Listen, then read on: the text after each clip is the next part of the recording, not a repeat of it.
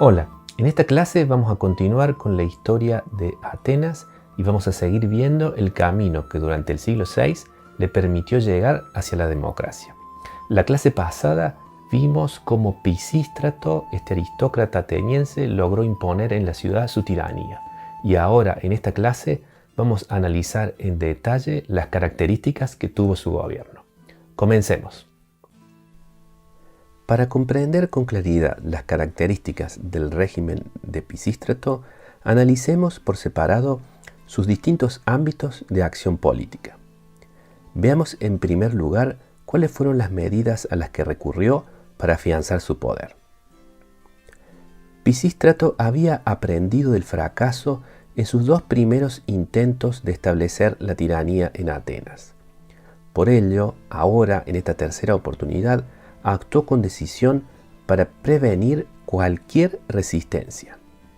Además, esta vez había tomado el control de la ciudad como conquistador, y ello le daba un margen de maniobra del que había carecido en las oportunidades anteriores.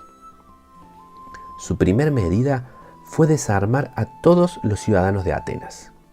Según Aristóteles, recurrió para ello a una estratagema. Celebró una reunión armada en el templo de Teseo y comenzó inmediatamente a dar un discurso, pero bajó intencionalmente la voz, y cuando los presentes le dijeron que no podían oírle, Pisístrato les dijo que salieran a la explanada de la Acrópolis para que su voz se oyera mejor. Mientras los ciudadanos se reunían en ese lugar, los hombres de Pisístrato recogieron las armas, que evidentemente habían sido dejadas en el templo, y las pusieron en un lugar seguro. Pisístrato reveló entonces lo ocurrido a los ciudadanos, les dijo que lo aceptaran y les pidió que se dedicaran a sus negocios privados, dejándole a él la tarea de ocuparse de los asuntos públicos. La historia es poco creíble y ha sido con razón generalmente rechazada por los investigadores. Con el poder que le garantizaban sus mercenarios, Pisístrato no tenía necesidad de tantos recaudos a la hora de desarmar a la población del Ática. Sin embargo, el consejo que según esta historia Pisístrato dio a los ciudadanos parece reflejar adecuadamente el espíritu de su régimen. La idea es la de una tiranía benigna, que no buscaría interferir en la vida privada de los ciudadanos de Atenas, siempre y cuando ellos reconocieran que era el tirano quien manejaba los asuntos públicos. El desarme no afectó a los ciudadanos pobres, que eran los principales partidarios del régimen de Pisístrato, ya que ellos no contaban con recursos para equiparse como hoplitas, es decir, como soldados.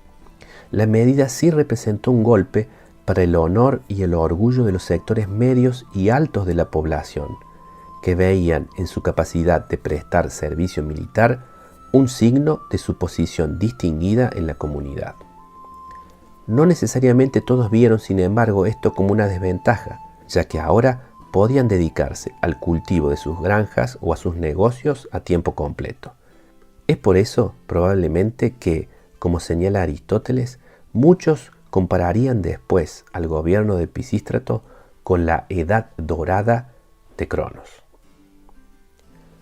Pisístrato recurrió también al exilio de algunos aristócratas prominentes contrarios a su gobierno. Seguramente algunos de ellos se habían adelantado a la medida huyendo tras la derrota de las fuerzas atenienses. Eso es probablemente lo que sucedió con los alcmeónidas. La mayoría de los nobles, sin embargo, permaneció en Atenas. Muchos de ellos fueron forzados a entregar a integrantes de su familia como rehenes. Para más seguridad, estos rehenes fueron trasladados a la isla de Naxos, donde regía un tirano, Ligdamis, que había llegado al poder con ayuda de Pisístrato. Con el paso del tiempo, ya seguro en su posición, el tirano pudo suavizar algunas de estas medidas y buscar una reconciliación con la aristocracia. Según Aristóteles, Pisístrato se esforzó por establecer con ellos relaciones amistosas y tuvo bastante éxito.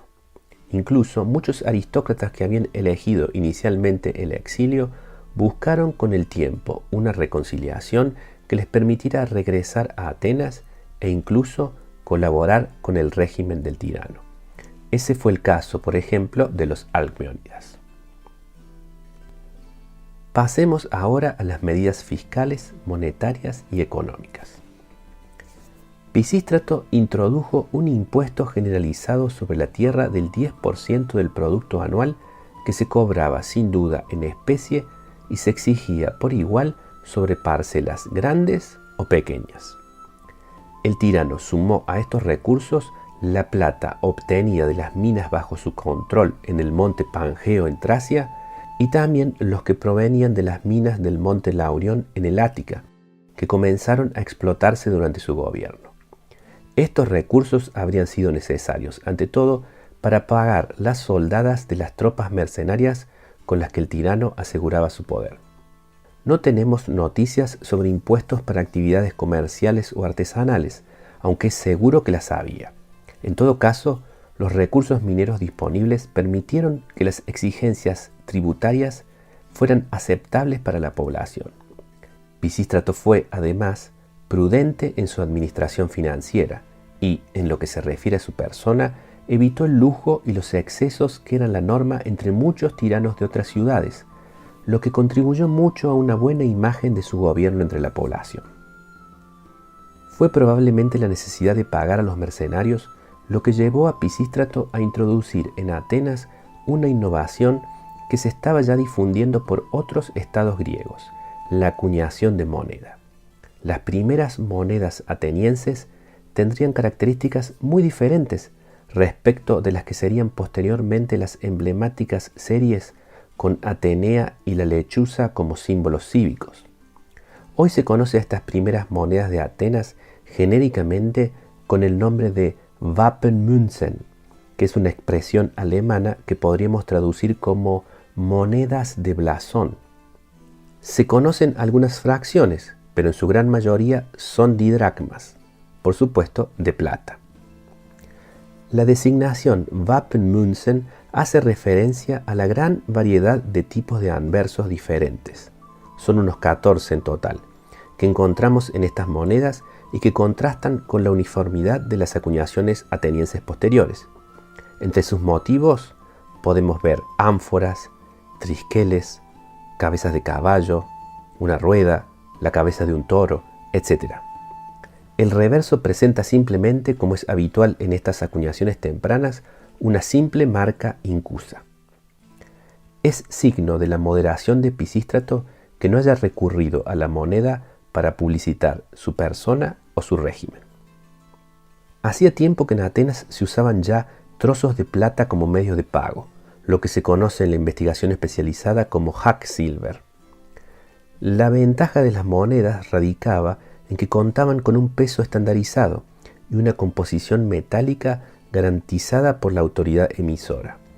Ello simplificaba las transacciones, porque no era necesario ya pesar y comprobar la calidad de cada pieza. Toda la evidencia indica que durante la tiranía de Pisístrato, Atenas experimentó un periodo de crecimiento y gran prosperidad económica. En primer lugar, la ciudad se benefició de los recursos mineros que ahora fluían hacia ella.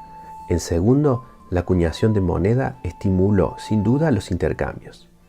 Si bien se destinaba al pago de los mercenarios, estos constituían un sector consumidor que, al carecer de una base previa en la comunidad, debía adquirir todos los bienes y servicios que necesitaba para sobrevivir de la población local. Su demanda de bienes estimuló el desarrollo de una oferta para satisfacerla. Pisístrato utilizó además buena parte de sus ingresos fiscales para financiar importantes obras públicas, principalmente edificios religiosos en la Acrópolis, precursores de los que se construirían allí en el período clásico. También se llevaron a cabo trabajos para asegurar el abastecimiento de agua de la ciudad. Estas obras brindaban empleo a los sectores pobres de la población urbana y también a artesanos y personal calificado. Además, debían proporcionarse materiales de todo tipo, desde bloques de piedra, vigas de madera o tejas, hasta decoraciones talladas y estatuas. Sin duda, este gasto público tuvo un importante efecto dinamizador de la economía urbana. El gran éxito internacional de la cerámica ateniense de figuras negras es, sin duda, el mejor testimonio de la prosperidad económica de la Atenas de Pisístrato. Estos productos artesanales eran exportados a todas partes donde llegaban mercaderes griegos, desde Etruria en Italia hasta el sur de Rusia. El volumen de producción era muy elevado y la organización técnica de los talleres debe haber sido muy sofisticada. La mano de obra era calificada, especialmente la de los pintores que decoraban las vasijas. Probablemente la mayor contribución de Pisístrato al crecimiento económico de Atenas tuvo que ver con la paz y estabilidad que trajo su gobierno. Libre de la lucha facciosa interna y con un liderazgo inteligente y moderado, la población del Ática pudo seguir desarrollando sus singulares capacidades creativas y su ingenio. Pasemos ahora a la política agraria de Pisístrato. El hecho de que Pisístrato no haya excluido a los campesinos pobres de su impuesto a la tierra demuestra que no se sentía demasiado comprometido con los integrantes originales de la facción de la montaña. Antes que proteger a un estrato rural específico, el objetivo de su política fue, más bien, impulsar el desarrollo de la agricultura en el Ática, ya que ello redundaba en un incremento de sus ingresos fiscales. Sin embargo, algunas de sus medidas sí beneficiaron a los campesinos. Según Aristóteles, el tirano realizaba a menudo viajes de inspección y nombraba jueces en los distritos locales para dirimir las disputas.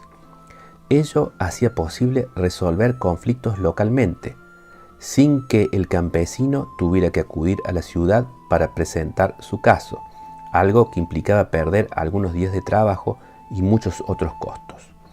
Un segundo objetivo de esta medida era menos loable. Se buscaba desalentar las visitas a Atenas para disminuir el nivel de participación política de la población. Pero la principal medida de Pisístrato en favor de los campesinos fue la concesión regular de préstamos y la asignación de semillas o de una yunta de bueyes como capital inicial para productores que emprendían su actividad en tierras que se le habían asignado. El acceso al financiamiento siempre había sido un problema para el campesinado ático, ya que el crédito era escaso y las tasas de interés elevadas. Además, a pesar de que la esclavitud por deudas había sido abolida por Solón, el deudor seguía quedando sujeto al riesgo de la pérdida de su patrimonio y condición social. Esta medida de Pisístrato seguramente representó entonces una ayuda importante. Esta política de créditos rurales privó así a la aristocracia de una de sus tradicionales fuentes de ingresos y de presión sobre el campesinado, contribuyendo a debilitar su capacidad de controlarlos. Veamos ahora, por último, la política institucional. A pesar de que sus tropas mercenarias le garantizaban en la práctica un poder casi absoluto, Pisístrato se esforzó por mostrar moderación y por integrar lo más posible del sistema anterior en su régimen. Tanto la Constitución de Solón como sus leyes siguieron en vigencia. La Asamblea se siguió reuniendo, al igual que el Consejo de los 400 y los paneles de jurados ciudadanos. Pisístrato se comportaba además con moderación, respetando personalmente las leyes con rigurosidad. En una ocasión, por ejemplo, Pisístrato fue acusado por un ciudadano de asesinato ante el Consejo del Areópago y se presentó ante la corte como cualquier particular para llevar adelante su defensa, ante lo cual su acusador, acobardado, no asistió al proceso. Tanto el arcontado como las restantes magistraturas siguieron en funcionamiento, siendo elegidos todos los años los ciudadanos que desempeñarían estas tareas. Pisístrato se aseguró solo de que los cargos fueran ocupados por integrantes de su familia o por individuos leales a su persona.